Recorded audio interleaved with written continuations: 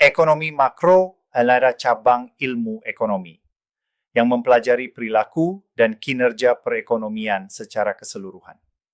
Berbeda dengan ekonomi mikro yang berfokus pada perilaku individu, rumah tangga, dan perusahaan, ekonomi makro melihat gambaran besar, bagaimana seluruh sektor ekonomi berinteraksi dan membentuk hasil akhir berupa pertumbuhan ekonomi, stabilitas harga, serta kesejahteraan masyarakat.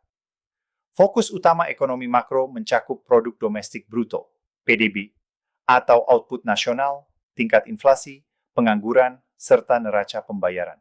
Dengan memahami variabel-variabel ini, kita dapat menilai sejauh mana suatu negara berhasil mencapai tujuannya.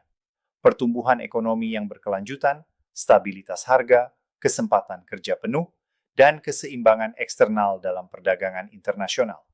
Dalam praktiknya, ekonomi makro banyak berkaitan dengan kebijakan publik. Pemerintah dan bank sentral menggunakan dua instrumen utama untuk mengelola perekonomian, yaitu kebijakan fiskal dan kebijakan moneter.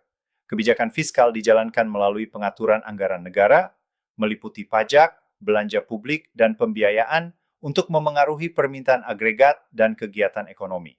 Sementara itu, kebijakan moneter berfokus pada pengendalian jumlah uang beredar dan suku bunga, dengan tujuan menjaga stabilitas harga dan sistem keuangan.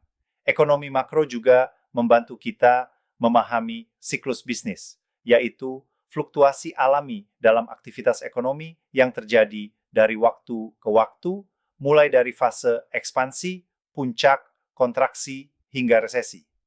Melalui analisis ini, para ekonom dapat merumuskan strategi untuk mengurangi dampak negatif dari perlambatan ekonomi dan mendorong pemulihan yang lebih cepat.